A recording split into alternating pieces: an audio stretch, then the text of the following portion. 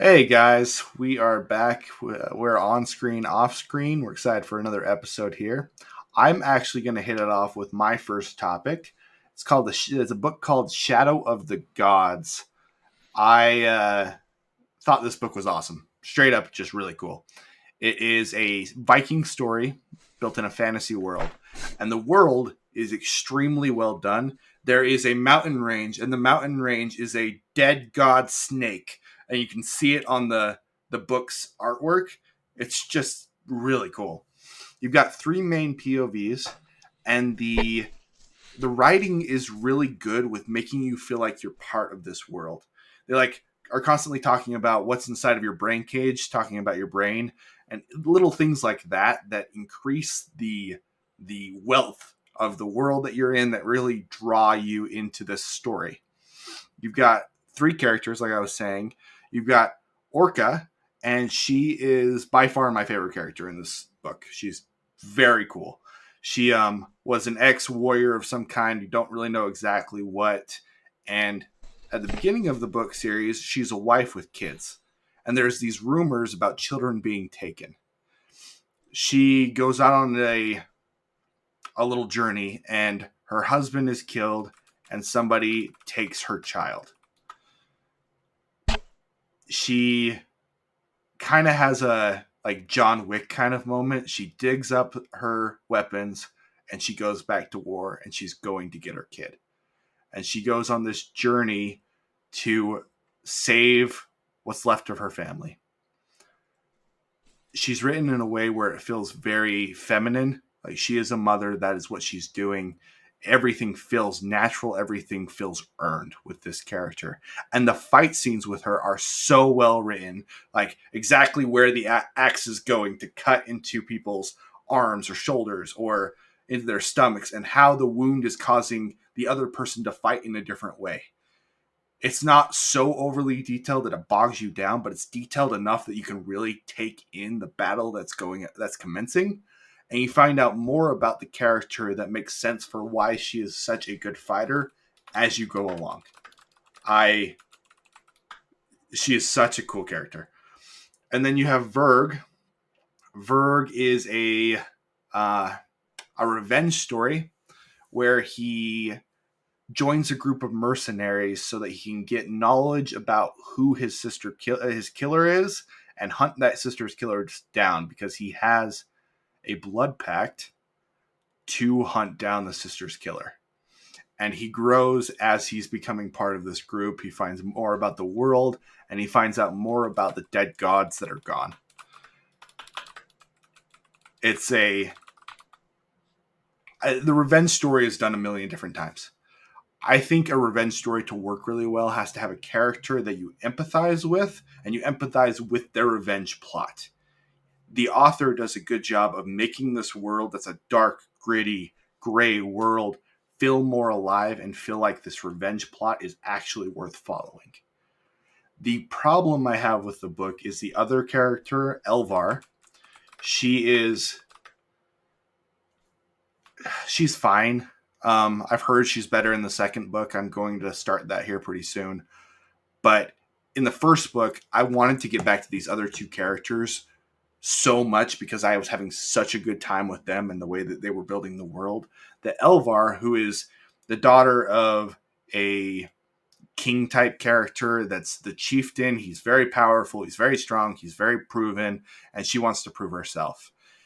That's another story that's been done a million times, but I don't feel like it was earned with what you really want from the character and from that journey. I'm excited where she's going to go, but it wasn't. They didn't take the trope in really interesting ways like they did with the other two characters. Overall, I would still highly, highly, highly recommend the book because the other two POVs are just so well done. The world is so fleshed out. The fight scenes are so detailed and satisfying. It's a book that I would give a try. What would you rate it on a scale of 1 to 10? Oh, if it wasn't for Elvar, I would give it a solid 9. Probably with her an 8. Okay. So still really, really good. Really, really good. It's a very, very well written book. And I've heard John Gwen, yeah, that's the author. I've heard his other books are great. This is my first of his books. He's a good author, and he has a unique ability to do common tropes and make you more invested in the characters and invested in their struggles than I think you do in a lot of other series. Cool. If you're a fan of, it feels like an old fantasy is how it feels like to me. Something from the 80s, the 70s. Like it's old, it's a little bit more gritty. The magic systems are a little bit more loose. They're not as hard based, but very, very well written. It's like he read those 70s, 80s books and then updated their weaknesses and moved them forward. That's kind of how I would put it. Okay. That sounds like a really good thing, actually. So, Yeah, dude. Okay, man. What is your first topic? all right. So, last week I announced that I'm going to be doing IMDb's top 100. This is there's multiple lists on IMDb actually, so I picked the IMDb's top 250 because it's the one that IMDb picked and it's not just their top rated 100. Okay. So that's the list I've gone with, and their number 100 is the movie Lawrence of Arabia. This movie is 4 hours long. It's so long.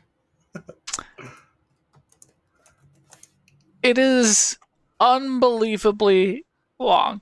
Uh, Positive marks. I recognized Obi-Wan's voice from the original trilogy, Alec Guinness. Though that was Yes. weird because he's playing a Middle Eastern person. Um, but Yeah, that's things were a totally little bit fine. different It's, big back then. yeah, uh, not a big deal. I was just like, that can't be. Surely, everybody else is black and brown. Surely they didn't pick a white guy. Um, they did. That's totally fine. I don't think it's bad at all. Just was a little bit like shocking, but all good. It was a very good movie. This was very enjoyable to me. It was just 4 hours. And so, for that reason, I don't think I will be watching this one again. It's pretty good. It's a very good war epic. Uh, Such good messaging on like PTSD and we've been talking about Epic the Musical, about mercy and mercilessness, and what's the balance there when it comes to taking care of yourself and all this kinds of stuff. But it's 4 hours long, and they didn't even put an intermission in it. Nope, it's just a long, It's long, just long movie. 4 hours long. Um. Uh, so yeah, good. I'm not mad at it being at 100 on this list. Would it be top 100 for me? Probably not. I don't actually know. It's a lot to think. Like, if I had to rank 100 movies, you know, where would it fall? We should do that sometime. Oh, that would be so chaotic. I don't know if I could do that. Right? I would feel like, but I've got to be missing something. I've seen something else. I know it, and yeah, uh, yeah. I really like this movie too. It is just really long, but something I think is cool about it, I've got a buddy he went to school for film and now he does smart homes and that's what he does. And to show visual clarity on screens, high end projector screens, we're talking $100,000 projector and a screen. It's very expensive. This is one of the movies that they show because the way that they filmed it, it was one of the last movies filmed that way, and it has such a high image grain quality for the time period that it shows really well in these high end projectors, which I just think is really cool. Um, and it has if you want to go back and really experience that time period and the technology of that time period, it's one of the best movies that you can possibly go to and see. That is really, really, really cool. But I doubt they watched that entire movie. I bet they watched the first 5 minutes every time. Yep, they just watched a short segment and that's about it. Or maybe just one of the battle scenes. I don't know. Uh, yeah, it's very very cool. It's interesting that like all these unique things are on what I would call not very good movies, or not very great movies, because like First Color, what did you get? Wizard of Oz. Like, what a waste that was, you know? Like, it's a fine movie. I don't hate it, but It's just fine. yeah. Um, this is definitely better than Wizard of Oz, though. For sure. It's 4 hours is a long freaking time for a movie. And this is from somebody who will watch all three extended Lord of the Rings back to back without getting off the couch once. You know, like the fact that it is this long and it feels this long, I think is the biggest That's downside the to it. problem. Because, like, the original Ben Hur, I think it's 3.5 hours long. And I love that movie. It's one that I will watch the whole thing just in straight. But the last time I watched Lawrence of Arabia, I watched it in 3 segments because it's just long. Yeah. It's long and it feels long, and I think that is the biggest downside to it. All right, coming in at IMDb's number 99 is The Apartment. Okay, I've never seen this. Okay, I got through 2/3 of this movie before I just turned it off. Wow. Have I you ever done that? Yeah, Okay, I've never heard of you actually turning off another movie. like usually I will just like distract myself and forget about the movie, you know, pull out my phone or whatever. This is not a bad movie, to be clear. Okay. It's For what rated it low. is, yep, it's number 99 on this list. For what it is rated, or it is made extremely well. Here's the Okay. premise. I'm Billy Bob and I want a promotion, so I'm lending my apartment out to my bosses for them to cheat on their wives in without having to pay for a hotel. And I'm going to use that as leverage to get promotions myself. Okay. Okay? Big boss guy and I have a crush on the same girl. Okay. Now imagine everything that comes together with that, and you just watched The Apartment. And like the first hour of this movie is just him juggling all of his bosses using his apartment and him wanting to stay in his apartment because he needs to sleep, because he got a cold, because, and him passing the key through the office to his big boss, finding out that he does this to essentially blackmail him into giving him the apartment. And ugh, it is so freaking ridiculous. Like, I didn't like the premise of this at all. I don't like the idea of prostituting yourself out for promotions or money or whatever. For what it is, you know, hats off to it. It is extremely well made. The writing in it is really good. I just got to a point that I just could not keep watching this all come together and fall out. I got to the part where this guy has his apartment. He finally moves on from this girl, and he brings another girl home because he's drunk. And guess who's in the apartment? The girl the big boss left in there. And I was like, okay, I'm done. I cannot keep watching this show. It is too icky. It's too awful. Like, it's kind of boring. Well, you didn't really finish it, so asking what you would rate it is kind of unfair. Like a 4, 3, maybe. Like, I really did. Like, I hate this premise that this guy is Yeah. just prostituting himself. I think that's terrible. I think the fact that they spend over an hour on him prostituting himself is a terrible way to tell a story. Um, but it is what it is. I'm glad for people who like it. I will not finish this movie. I don't see how this is on a top anything list, honestly. Like, I even if I didn't hate the premise, I It's feel like just it's not just that too good. boring, right? Like, Okay. here's my question with this. I feel like when we're talking about film and movies, we Hmm. we really hype up the most recent stuff and we really hype up the really old stuff. And That was everything in like the the movie, first to do it. it, the everything else in between just kind of gets like dunked on. And I'm like, is The Apartment better than Atlantis? No, Is The Apartment probably better not. than Emperor's New Groove? Is The Apartment better than any Disney movie that came out before 2015? And I'm like, I don't think so. I think most Disney movies, animated Disney movies, were better than it.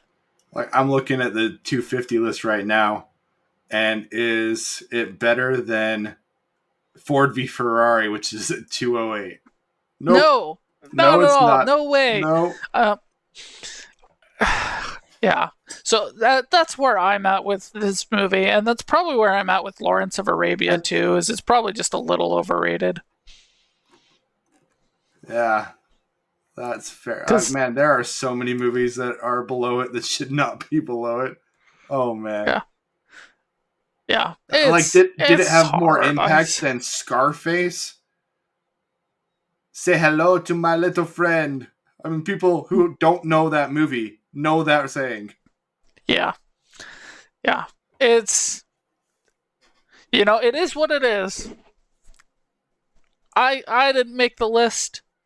I'm gonna continue watching the movies because I've always kind of wanted to do it, but I don't see this being that high. Like how does anybody say this is a top 100 movie? I don't know. I'm kind of Truly, interested I to don't watch it know. just because of that. I've never seen. I've never even heard of this movie. Go ahead, watch it. Let me know what you think. Tell me that I'm wrong. I do see good value in it. Right? It's a Mm. black and white. Okay. Um, so it's old. Uh, the writing in it for what it is great. Right? They did not waste a single line for the story that they were trying to tell. They kept it tight. They kept it tight. It's only like an hour and a half or something. It's not a super long movie. And I couldn't finish it because I was bored and disgusted by the premise. Um, That's that's too bad, man. but I don't know. If anybody disagrees with me, please let me know why. I would love to hear why I'm wrong about. Hold on. The 1960 film, The Apartment.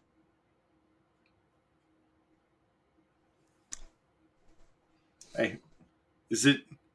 Did you just buy it on Prime? Yeah. Okay, I'll log into your Prime. I'll watch it. I'll watch it and I'll report it back next week. Okay. Let me know.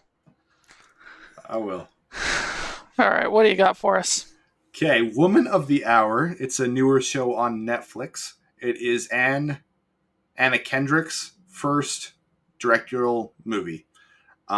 It's based on a true story of a serial killer who Anna Kendrick is going on one of those dating game shows from the 70s.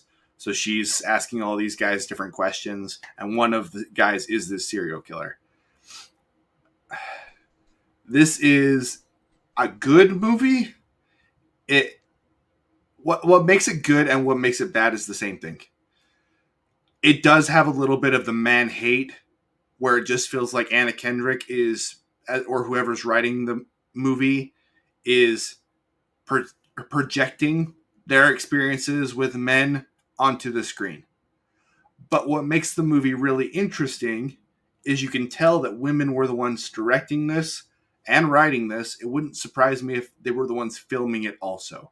Because the terror of being a woman when you're getting hunted by men is very, very well done in this movie and put me in that perspective maybe better than anything else I've ever seen. They just did a really good job with that aspect of the movie. And if it didn't have the man hate in it, I would rate this movie significantly higher than I'm going to. But the story is really interesting of this serial killer and the mental condition that he's going through, where he is just absolutely brutal to these women, but then he has this deep remorse right after, kind of where you're talking about flipping a switch. He has these flip the switch moments, and you get to see that where he kind of loses control of himself, and he becomes just an absolute psychopath. And you think of him as being absolutely disgusting, but then he's in control, and he kind of has that suave about him. And you see that flip back and forth.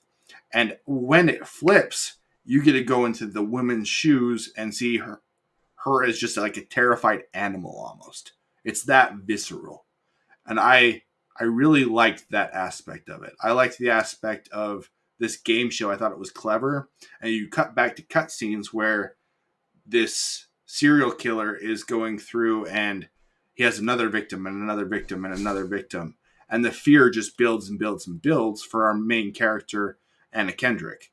She does a good job with the acting and pulling out how serial killers can be so suave, but also just be so evil. Kind of like a Ted Bundy situation where he has that charm to him, but he also has that switch that flips. Um, Overall, I would probably give it a low 7, right around there. But it could have been so much better if they would have just cut out some of the men are broken aspect that I just didn't really like. I even debated lowering it into the 6s because I really didn't like that aspect. But there's a lot of good in this movie also. I have not seen this movie. I was about to watch this movie. I was very sold on watching this movie until I saw an interview with Anna Kendrick about the movie. And What was said on it? the same thing that's always said. I just really needed to send this political message that men suck. Yeah, it comes through in the movie. It really does, which sucks. It always does. So, for our listeners to just be aware, like, I am not going to watch either of the Snow Whites that come out in a couple of months. Because I am done watching movies that are created for no other purpose than to send a political message. On either side of the aisle, I am sick of it. I want to watch stuff that people are passionate and people care about because it's a good story. Or because of this, that, like, I want it to be because it's good. And there's so much of this. Well, because of man hate, I needed to write this movie so that I can win an award, so it gets attention, so that I can send my message. And I'm sick of it. Politics don't belong in my media. But then what are you going to watch? Because I feel like everything has, maybe it's not the point of the movie, but everything has some kind of political message from one side of the aisle or the other. I think you can Mostly. find it, but I don't think that, like, that's what they're made for. Like, do you believe that the people writing The Lion King were out to send a political message? I'm talking modern movies that are made now, not something that was made in what, 1996? Okay. Uh, do you think that Deadpool and Wolverine, my 2024 movie of the year, was created to send a political message. No. Okay. Was yours, I don't remember what it was your number one movie of 2024? No. There's so much out there. Like, yes, the loudest things are. And to me, it's very awful that even some things that aren't created to send a political message are made political. Like what with the Alphabet actress did with Wicked. Like, she did not have to make it political. No, she didn't. You know, there's so many, movies out there that are made political because, oh, well, people didn't go see it because it stars a, female black character. No, nobody went to go see your movie because it sucked. So, like with Snow White, it seems like I don't like the actress because of her political, just asinine behavior. But I don't think they made the movie to be political. They made the movie to just make a ton of money off of property that they already had. Disney has only been making movies to send political message over the last, since 2015. I feel like. You don't think they've made anything where they've just made a movie and then the actresses and other people involved have made it political? There seems to be quite a bit of that. There is a lot of that, right? I think the biggest offender of that was Beauty and the Beast live action. That was a big one. I also think... right? I don't think they were trying to send that message. But Disney has been slipping further and further into the we need to be... Like, they've outright said it. We need to have this messaging in this thing. How do you explain Kathleen Kennedy still having a job? She knows that Bob Iger, she knows where he hit a body. Where literally Bob Iger shot somebody and she knows where the body is. That is the only reason I can think that she has a job. Okay, she is still outwardly and egregiously sexist. Yes. But because it's towards men, it's okay. And because she's her, it's okay, I guess. I don't know. But Disney has outwardly, publicly been saying that this is what they're doing. And their stocks have been tanking. It's only recently that they have said, we're going to start making story-focused media again. Within the last, 6 months to a year, yeah. Yeah. And I don't even believe them when they say that. I believe that they want to do that. I don't know if they can with the employees that they have. I don't believe that they want to do that. I believe that they're a sales person. And what they're actually trying to do is say, hey guys, we can't be saying it anymore. You can still do it, but we can't say it. You can still do it. It's still really important that you do it, but we can't say it anymore because we need to make money again. Disney has been losing money left and right since they started saying it. Do you think Inside Out 2 was political? No. Okay. So do you think that's actually a show that maybe they are changing? Or is this just... Well, that was Pixar, but... But I mean, don't know. What was it? Red One? No, it's not Red One. The red one, the one with the panda bear. I would say that had political machinations behind it. Yeah, it did. 100%. And I'm just not gonna see those movies. Okay. They're not trying to tell me a story or entertain me. They're trying to corrupt me and manipulate me. They're trying to change the way I think. They're trying to persuade me. Whatever verbiage you want to use because of whatever aisle you are on. By the way, I'm on neither of them. They're both stupid. But I'm not going to go see them. So I'm not going to go see Disney Snow White because it's political all the way through. They've outwardly said that with what they did with the dwarves. They're just doing it. And I'm not going to go see the other one because the only reason the other one is doing it is because they're just trying to be anti-political to the other side. Both are not doing the project because they care and love the project. Both are trying to make a buck on a political statement. What is that show called? I just think it'd be hard not to, because everything gets so political in our world today, and I feel like Hollywood just makes political statements in literally everything. They do. They definitely do. You are absolutely right. I am not arguing that point. But like, back to our original conversation, Woman of the Hour. I was completely sold on watching this movie. I'd seen some clips and a trailer from this movie until I saw that interview, because I don't want that kind of media in my life. Like, if I were all powerful and I could make magically things happen, I would take politics out of sports. I would take politics out of my media, right? I'm not saying we don't need to have those conversations, right? If anybody wants to know my political conversations, invite me on a political podcast and we can talk about it, right? Politics, religion, everything that is like protected under, I can't hire or fire you over that kind of things, should not be forced on me, and you should be going to specific places to get that content.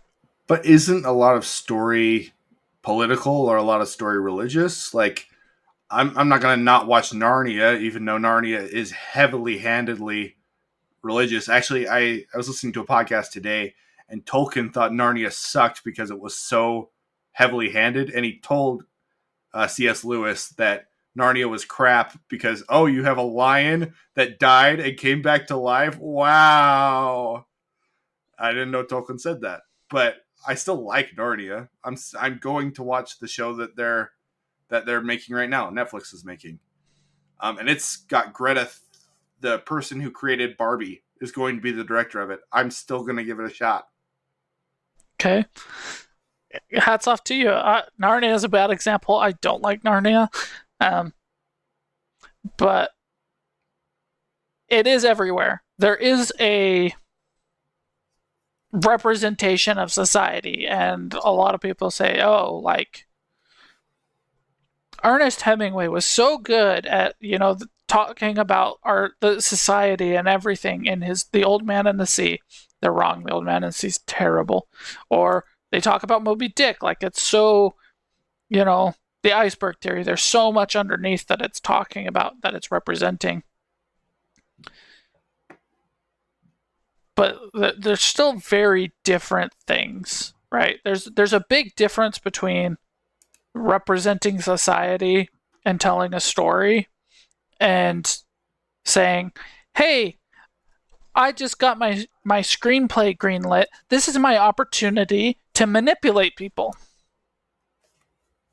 But this is my opportunity to make a statement and stand out. Like, you don't need to do that.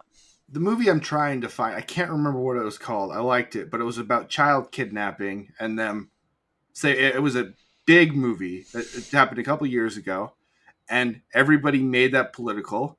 The guy was trying to make a point with that movie, but the point was also to save children, which I kind of agree with that point.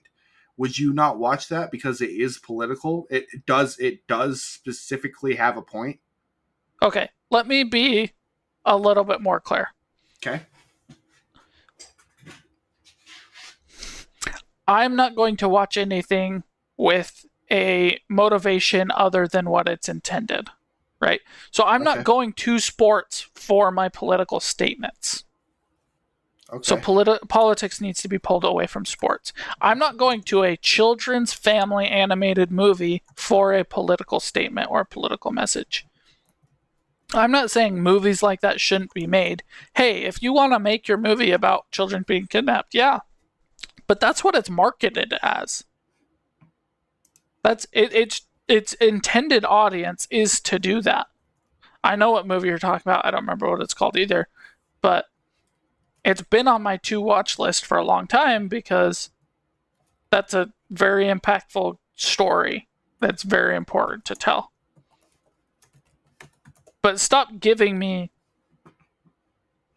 ice cream and telling me it's lemonade, I guess is the best way to say that. Okay. Stop saying, here's my animated family film, here's Snow White and the Seven Dwarfs, but it's not really about Snow White and the Seven Dwarfs. It's really about politics. But you would watch a movie like a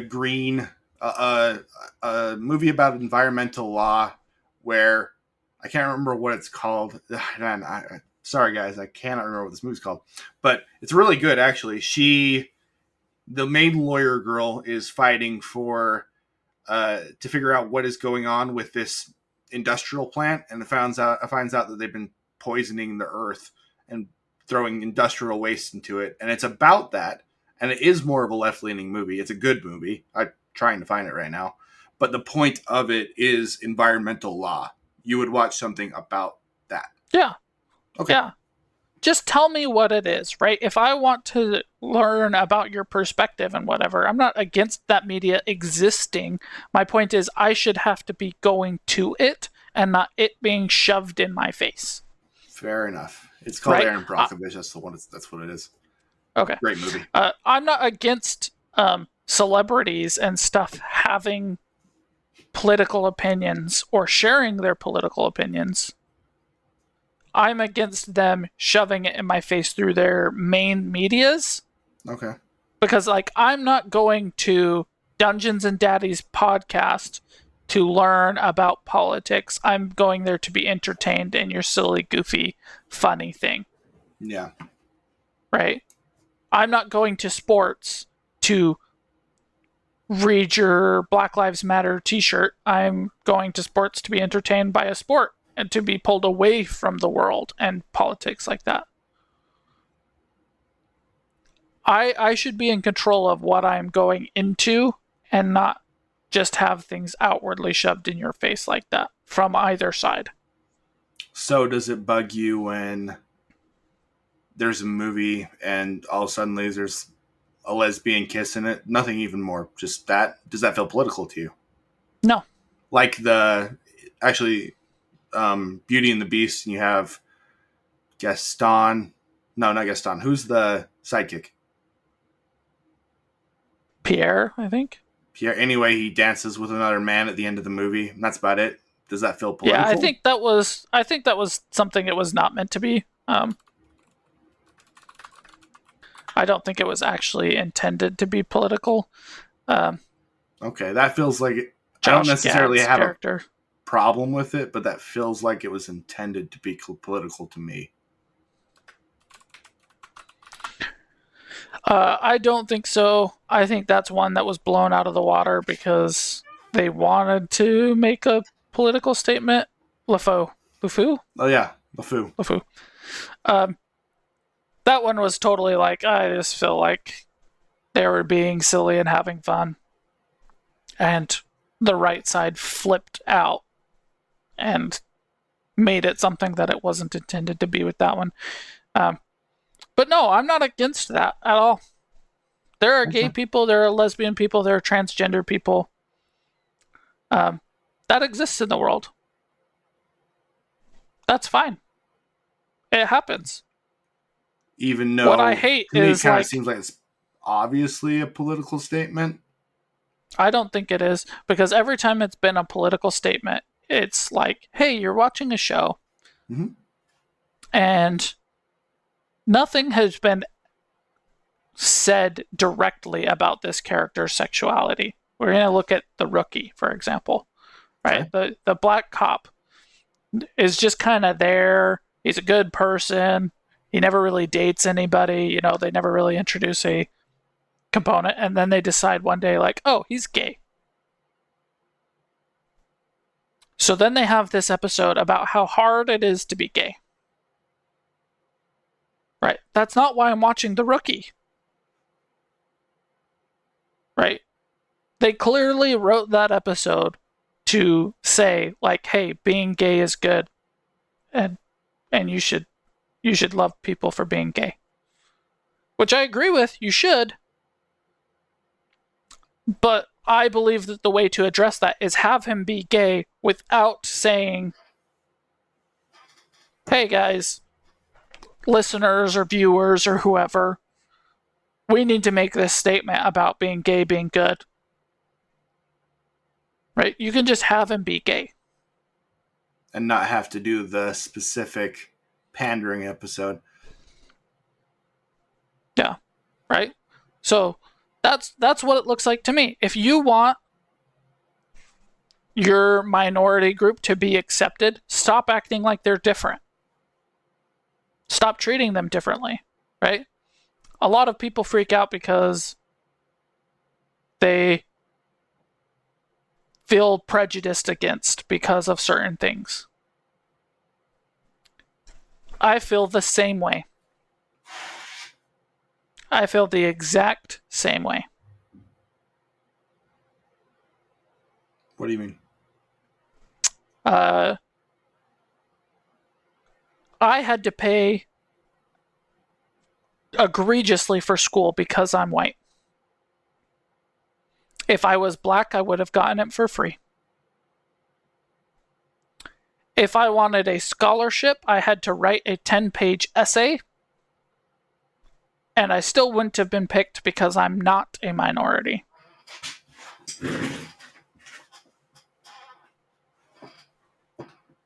Isn't that prejudiced against me? Yeah, for sure. That's my whole point. Everybody feels like the world's out to get them, that they don't deserve enough. Stop treating everybody like they're special, or stop treating specific people like they're special and everybody else like they're not, and just treat everybody the same. You want to have a gay character in your show? Have a gay character in your show. I've got no problem with that. But just treat them like they're a person. Just treat them like they're a person. Treat them like every other character on the show. But aren't there hardships of being gay that would be worthy of telling a story around? If we're gonna do the opposite. How are dating problems when you're gay different than dating problems when you're straight? I mean, this is kind of a nitpick type of thing, but for example, lesbians have a much higher divorce rate, and they typically what is it? What do they call it? A lesbian friend that I talked to about this just recently. They ship together, and that basically means they move in together extremely quickly. We were laughing. They moved in together faster than Mormons get married. That was the joke. And she was like, she's getting a divorce right now. That's why we were talking about it. And she said that they moved in together in 2 weeks, I think is what it was. Which is just wild. That's wild to me that they would move in that fast. But I guess it's a pretty common problem. And that's an issue that if you want to tell a lesbian story, it seems like you would address, because it is actually an issue. It is actually a problem. Their divorce rates are actually like high 80%. It's very, very high. And there would be intricacies to that specific thing. If you talk about, like, if we're going to... Can I ask a question? Yeah, go ahead. How is that any different than a relationship that is straight that gets divorced after moving in after 2 weeks? Are men and women different? Yeah, but you're talking about how they move in extremely quickly, mm-hmm. and you believe that directly correlates to the high divorce rate. I think it's a part of it. Is the lesbian thing uniquely lesbian? If you looked at the same statistic, like divorce rates of couples who moved in after 2 weeks? It may be similar. I don't know. I would wager it's pretty freaking identical, because I know many people who have gotten in relationships and gotten married. I know a couple that met and got married 3 months later. They're now divorced. Right? Like, dating problems are dating problems. I don't think having them be lesbian is uniquely to be political. It's just something that happens. Right? Like, did you know divorce rate is higher when you move in together before getting married? I did know that. Right? Like, maybe the problem is we're too casual with sex. maybe the problem is that people are moving in together without being committed, and maybe the problem is that people are just being too easy with getting rid of things rather than fighting to hold on to them. There's some truth to that, I think. I think you can have a relationship that is lesbian and tell the story as it's lesbian and the divorce and all this kinds of stuff without having the pandering episode. Where it's Just just because so they're hard because lesbian they're doesn't lesbian. make it political. I don't think they Okay. go through uniquely or more difficult challenges because of your sexual orientation or race or anything. It is people go through hard times. Everybody does. Not a single person on planet Earth has an easy life. So you can just make it a story instead of a Just tell your pandering event. story. Okay. Yeah, just tell your story. That's fine. Okay. Anyway, that gets way more political than I would like to be. So let's just switch gears and move on to your next topic. I think we're actually on yours because that was just Woman of the Hour, wasn't it? Yeah, Yeah. Let's yeah, go that to was. yours. Okay. My topic is Balatro. Okay. This game is a problem. What do you mean? This game is an actual problem on the world. It should not exist. Because it's so addictive, or what? Yep, it's too addicting and it takes people away from. It's so easy to just keep playing that freaking Yes. game. Absolutely. You just get sucked into it, and hours can go by. Hours. Yep, it is a actual problem. And it's because it's so roguelike and repetitive and so satisfying for whatever reason. I don't get it. I don't even get it. I am 23 hours into the game on Steam. Okay. When did you I start? put 16 hours in 2 days. Holy crap. Most of that was on the crazy. first day because what happened was last week you told me to play Dice something, Diceomancer? Diceomancer, on my Steam Deck. Yeah. And I tried it. And it doesn't really work because it's not configured for like a controller. Oh, that's too bad. So you still have to use a mouse. And while the Steam Deck has the touchpad or the right thumbstick, it's just not good. It's not a good way to play the game to me. So I ended up saying, like, okay, well, Balatro, let's see if Balatro does it. Let's see how that works. So I turned on my Ted Lasso and I pulled out my Steam Deck and I installed Balatro, which installed in like 2 minutes because my internet is amazing now and I love it. And I was just like, oh, doop, doop, doop, doop. Here we go. And then it was the Beard episode in a little over halfway through season 2.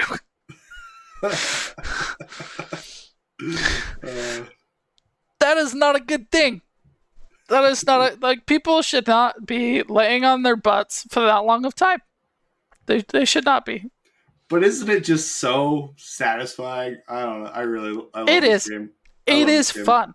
It is a great game. I love the game, but that's the problem. Is it's too addicting. It is. It is too. And like you think about it, at least I did.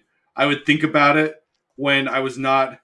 I would play it like while I was at work, or really for a while, any chance that I could play it. But I would think about it. I'd be like, oh, I could try that. I could try that. Next time I'll try that. And it would, I don't know. It was just stuck in my head. Yep. It is. I luckily cooled down as soon as I beat Ante 8. Okay. After that point, I was like, okay, I've technically beat the game. I don't need to play it all the time now. I had that too for a little bit, and then I started playing again because I wanted to like beat it.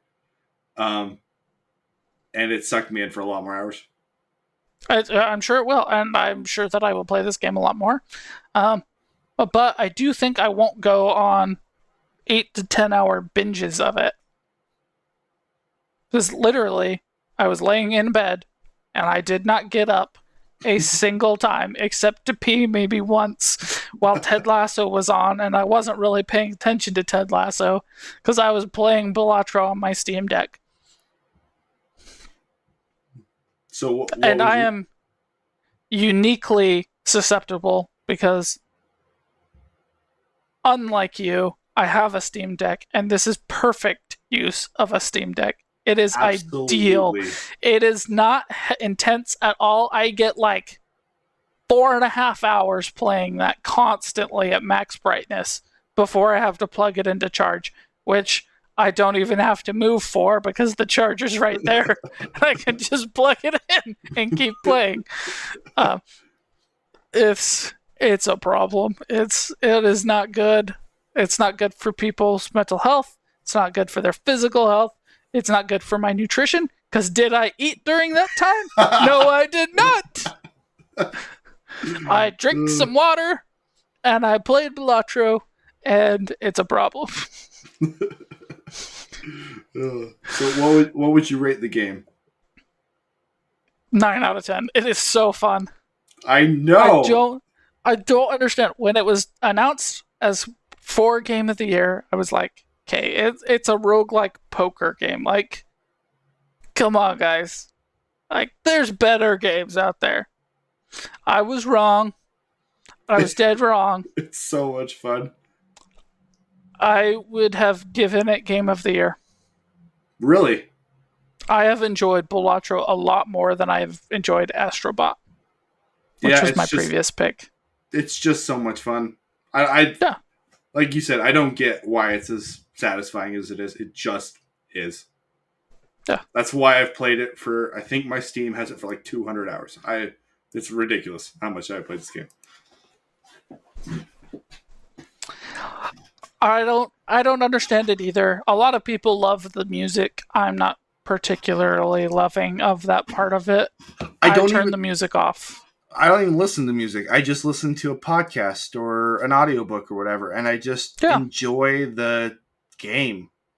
Yeah. Yep. And See, I it's don't just get work enticing done. enough. I can't do that. Because, like, I had Ted Lasso on for the sake of sound, but I wasn't watching Ted Lasso.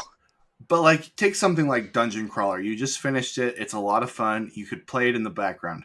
Play something like that and play some Balatro, and you will have the time of your life. I don't think I'm personally capable of that because of ADHD. Oh, I had But so much fun I doing do that. get your point. I literally think I Yeah. did that. Yeah. But yeah, dude, I'm glad you liked it, even though it kind of sucked up your whole life. I mean, it's fine. It's not like anything major happened or that I missed out on something. If anything, it saved me some money on groceries. But still not a healthy decision. That's Still funny, not a healthy man. decision. I would say that I would not let like 12 and under play this game. Because of the addictive quality. Yeah, it is so addictive. I would not want that. Like, it is so much fun. I'm glad you liked So it, much man. fun. I like there's just a lot of good things going for it. The poker is something that most people have at least some familiarity with, so you have that aspect. I like how each effect for the different decks feels impactful, and the deck creation feels really impactful. And when you get that good card, you're like, yes, I did it, yeah! And you just do it again and again and again and again, and you're like, you get just a little bit farther, and being able to pass that next challenge just feels really satisfying. The challenges towards the end are very hard. Ante 10 is just ridiculous. Yeah. But it just makes you want to play it and play it and play it until you beat that ante 10 and you get exactly the cards that you need to do it. And then There is What a you said? problem with it, though. What? I do feel like some of the boss things are unfair. I kind of agree. NT10 is Right. ridiculously hard. Like it's Yeah, so hard. I've gone up to 11 or 12.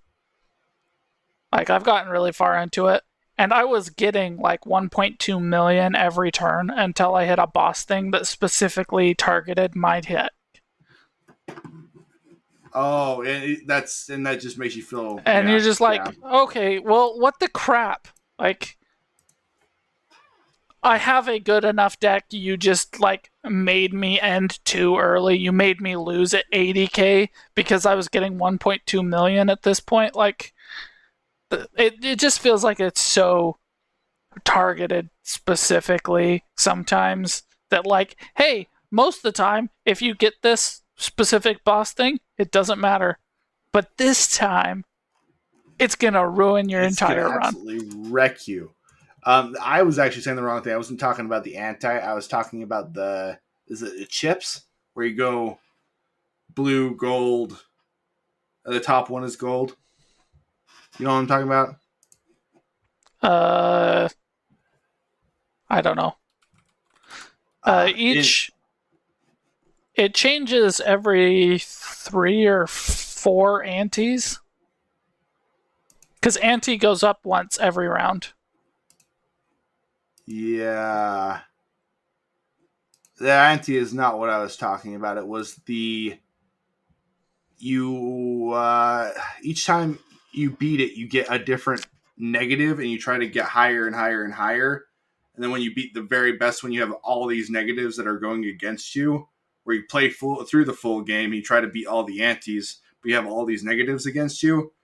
The negative for the very very top one, I think it's orange coloration, is just so hard. You almost have to just be perfect. It's so hard. Yeah. Uh, but like I said, that's my down mark on it. Is I feel like sometimes the boss negatives are just unfairly bad because it really sucks to like the game really like you have to beat round 1 with your first hand.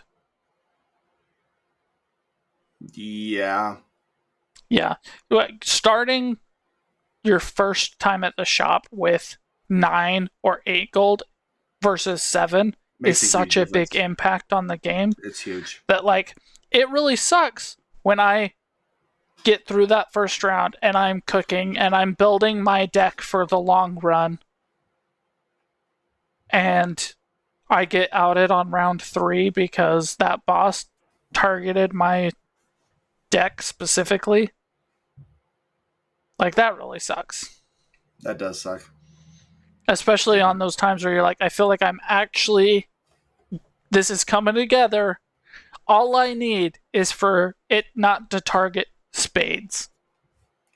All I need is for it to not target face cards. But And then this it's like, time it all targets face face cards are cards. null. And it's like, okay, well, my whole deck is face cards, so I can't score a single point and I'm done. I'm just screwed. This is over. Like, And it's over. I shouldn't even play. I should just start over because there's zero chance I beat this score. and you have that one special that lets you buy passes, but it's hard to afford to buy that special so that you can skip the bosses. Um, yeah, yeah. And I was talking about the stake difficulty. So you have that gold stake difficulty, which I think is the top one. Yeah. It's so hard. Where are you at? Have you just beat it once? I don't know, Okay, okay. honestly. I think I'm at gold, but I don't know. Uh, that top one is so freaking difficult. Yeah. It is, but the problem is I want to keep. Yes, because I had that happen until I beat gold, and I literally the top whatever the top stake is. I don't know how I played it legitimately probably 30 hours to beat that top stake. I went over and over and over and over because it's so hard. Yeah, it is very challenging and so much fun. And like I said, like 9 times out of 10, you don't feel like you're just screwed, which is great. Yeah. But my But mark that one against it is time, that 1 out of 10 times you just get screwed. get screwed. Yep. Yeah. Fair enough, man. Fair enough. I'm glad you had a good time with it. I'm glad you liked it. All right, let's wrap up this episode. Thank you all again for listening or watching. If anybody does that, thank you, thank you, thank you. Let us know how we could do better. Thank you for watching. Like, subscribe, do all the things. Thanks. See you guys.